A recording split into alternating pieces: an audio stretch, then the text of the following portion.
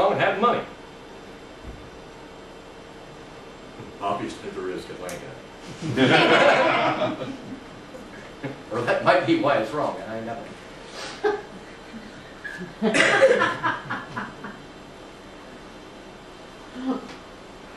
Is there anything wrong with telling the powers that be, you need something?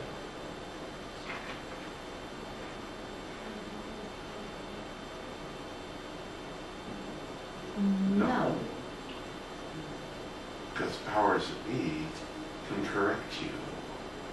Maybe they might decide that's not exactly. Maybe they're going to tell you to get off your dead butt, go get a job, so you can buy you on hand. It's happened to me dozens of times. But on the other hand, sometimes, you know, the need is there. And I know people that have asked for, demonstrated the need, and it's been provided. It's a big world, things happen. You know, to me that's one of the biggest things about the ethics of magic. It is a tool. What is your intentions? What is your reasons behind it? Have you really thought this thing out? Have you talked to anybody about it?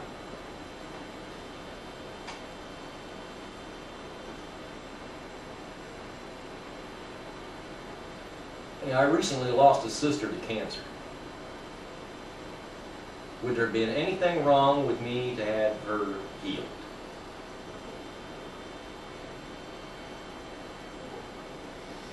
To want to have her healed?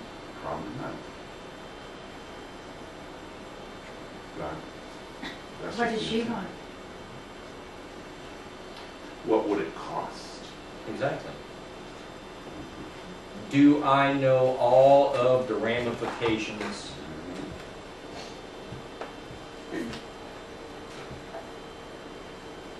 Or would that desire just be my selfish need?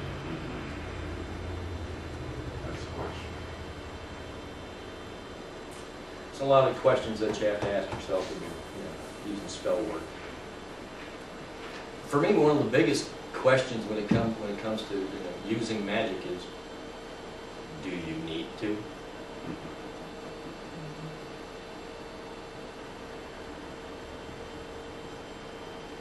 Is it absolutely necessary? On a day like today with the sun shining through the windows and everything else, do we need to turn all these overhead lights on?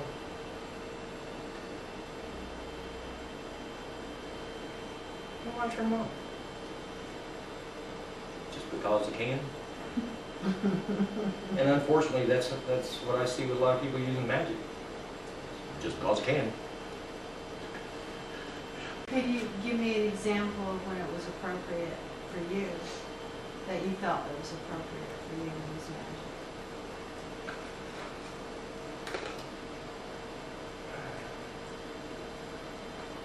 Well, I'm trying to think the last time I actually used it. Oh, come on, Rodney. Other than asking for the strength for my family to get through the things that they needed to get through. Went through some pretty hard time there. But there again, I didn't try to specify what they needed and how they needed it. Whatever it was that they needed, to get them through.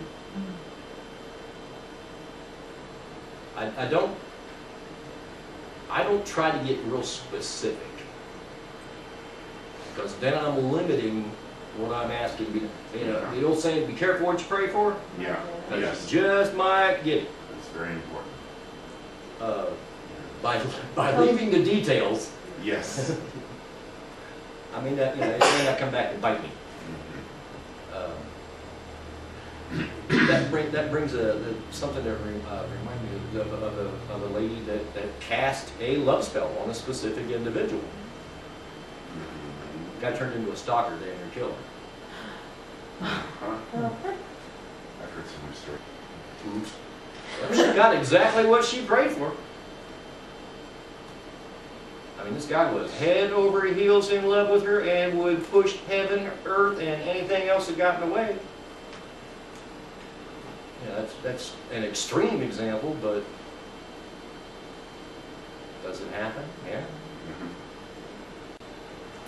Is there a fundamental difference between like a spell and a ritual, or is it, are they the same? Or? Well, for lack of a better analogy, a spell could be considered prayer. How much energy you want to put into that would depend on what it is you're looking for, what it is you're asking to happen, and how much of a ritual do you need. We were talking earlier about, the difference between an electrical kind of analogy there is, if you got a 220 volt outlet, you're not going to try to use a 110 bulb. And if all you need is the 110 bulb, you're not going to use a 220 outlet. You just need a little extension cord. The bigger the amount of magic that you're trying to produce, the more energy you're going to need. Somebody that's much more practiced is going to be able to accomplish things a lot easier than somebody who was not as practiced. A large group of people is going to be able to do what a person cannot do. Does that make sense? Mm-hmm. So you're saying that if you affect things, there's repercussions. Always. Mm-hmm. So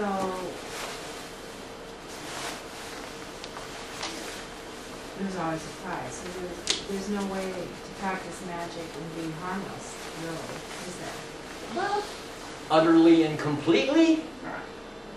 I don't know that harmless is the right word. There are always repercussions. There are always consequences. an effect.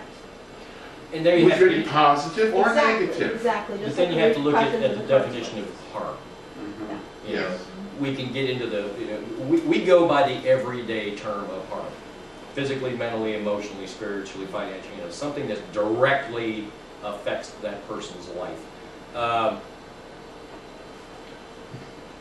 But making someone's In feelings the- hurt. In the process of casting a money spell, the lady down at the post office gets a paper cut passing the check in my direction. Is that harm? Yeah, No. Did I cause it? yeah. Did I? By making a spell that passed the check. Like, You see, there you getting kind of Yeah. Yeah, exactly. The paper cut. yes. Yeah. Yeah. How's Maybe it was her it was obviously her karma against paper cut, or she would Yeah, have got I mean, it. everything that we do is also affected by everything they do. We got all these little gears out here going like that. And for me to bump one gear a little bit, yeah, I'm going to affect these other gears. But there's also somebody over here bumping their gears. Mhm. so, I can prevent as much as I possibly can. so if you pretty much confined your spell and ritual to affect yourself in some way, like healing or change within yourself, then you're pretty safe. For me, anytime I use any form of magic on it that would directly affect another human being, I don't direct it at them. I direct it to their higher self. And then the higher self can decide how best to use that energy. Mhm. They may, the higher self may see something I don't see. Mhm. They So can also see so- wider than I can So see. it's kind of like you're lending your energy to a greater good, so to speak. Yeah, It's cooperating with the powers. it's basically what magic is Getting- cooperating with the rest of the getting- energy. getting- That's how I see it. That's Getting how I in see it. Okay. So, I can provide the energy. It's like, Mhm. go back to the hamburger analogy. yeah. I can give you $3, go buy a hamburger. Mhm. Or if you're hungry, I can give you $3, go get something to eat. So you kind of have to get yourself out of the way almost. That's real hard to do humans. That's to very, I was do. gonna say, I was think on that one for a while. Oh, Rodney will make you think. I do believe there's one more. Well, actually, if you are concluding now, we will take a 5-minute break, and then Carla and Liz have a presentation. And then we will take another 5-minute break, and we will conclude with a final presentation. Then after And that, then we will adjourn to the Freeland Mansion. yes, and after that, yes, we'll go to the edible portion.